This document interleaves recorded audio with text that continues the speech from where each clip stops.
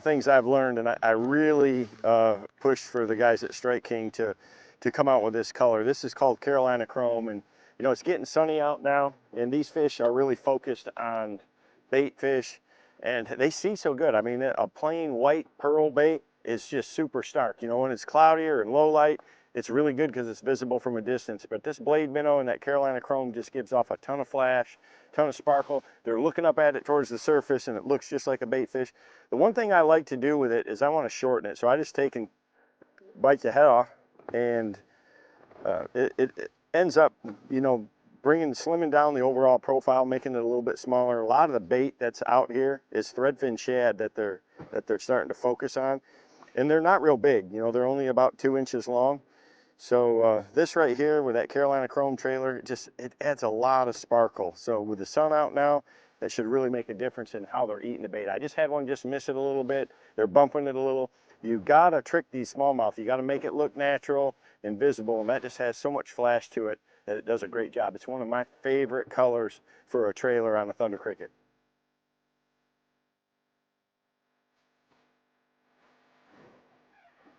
Good one, Dave.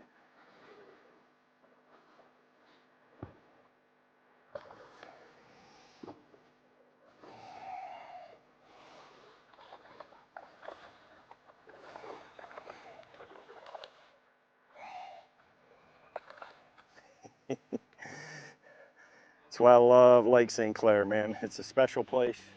It's got tons of good ones like this in it. And man, just year after year just keeps kicking them out.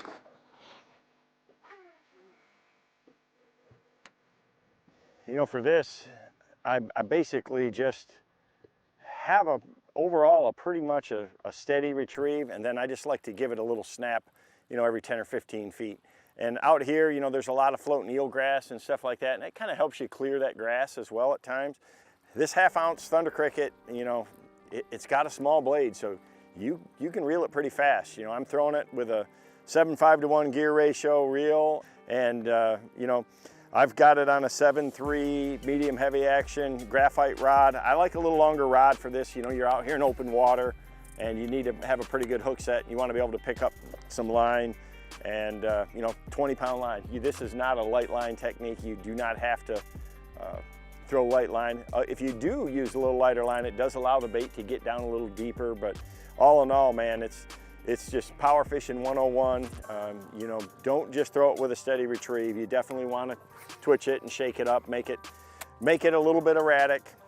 Smallmouth are very notorious for liking erratic presentation, so just like a jerk bait, I'm going to give it a little snap, a little twitch, that flares that skirt a little bit, and changes that vibration of that blade. But all in all, man, it's that noise of that head banging, you know, on that blade, and the vibration that it's giving off, and that flash and that subtle wiggle of that blade minnow on the back of it. That's what they really like. There's a biggin. God, he just pile drived it. I mean, look at the size.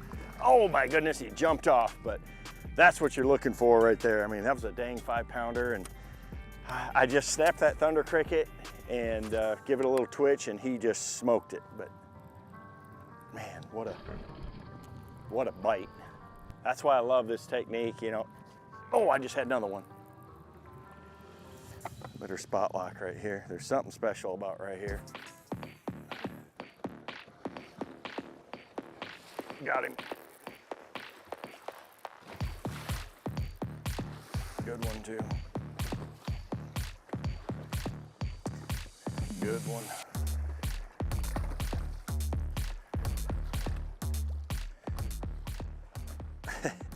I made a little color change to my Thunder Cricket, put a little more natural color. I had 3 or 4 come up there and bite it, and just went to this blue, glimmer blue. It's just a little subtler.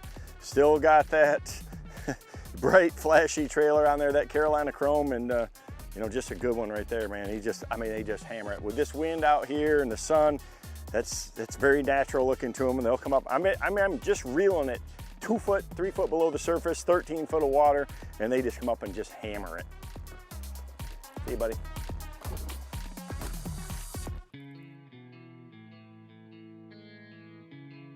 You know, first thing this morning, the light was low and it was a little bit cloudy, and man, it probably didn't matter. You wanted something that looked like a beacon out there, and you know, that brighter white with a solid white, you know, trailer was money. But as the day went on, they definitely got off that brighter color with all of that flash with the silver blade. The water's clear, the sun got up high. So just making that adjustment to something a little subtler, not quite as flashy, you know, was really the difference. For sure out here, there's a lot of baits that you can catch them with, and you know, everybody has their favorites, but day in, day out, if I'm looking for the bigs, I'm gonna have one of these tied on. It's a tool that a lot of people don't think of for smallmouth, is to throw a bladed jig like this, especially in this deeper water like that. Smallmouth are different. They'll come a long ways to bite something. I mean, they are very much a sight feeder. And so having that bait like that, that's up high in the water column, it's just natural to them. And the bite, it's epic. I mean, they just come up and crack it. That's why I love it so much. Back to back. It's very, very common out here. That was a good change. You know, I was throwing that brighter white, and they just were, I had 3 or 4 follow it and just kind of bumping it, and I know what they're eating out here. They end up, you know, getting a lot of shad, and just having something a little bit more natural like that. Just, I mean, that subtler glimmer blue, it's got that kind of gray blade that doesn't have as much flash to it. That's what they're looking for. 2 and 2 casts. Good ones too.